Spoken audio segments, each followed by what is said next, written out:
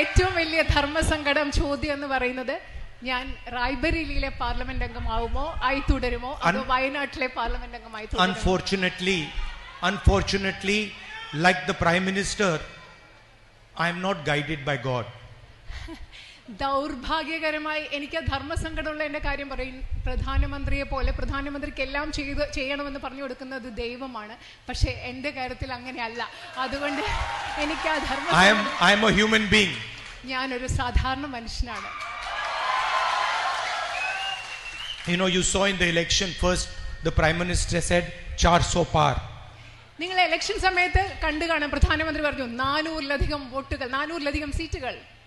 After that 400 par disappeared and 300 par came. കുറച്ച് കഴിഞ്ഞപ്പോൾ ആ 400-ലധികം കഴിഞ്ഞു, പിന്നെ 300-ലധികം സീറ്റുകളായി. After that 300 par disappeared. അത് കഴിഞ്ഞപ്പോൾ ഈ 300-ലധികം സീറ്റുകളും അപ്രത്യക്ഷമായി. And then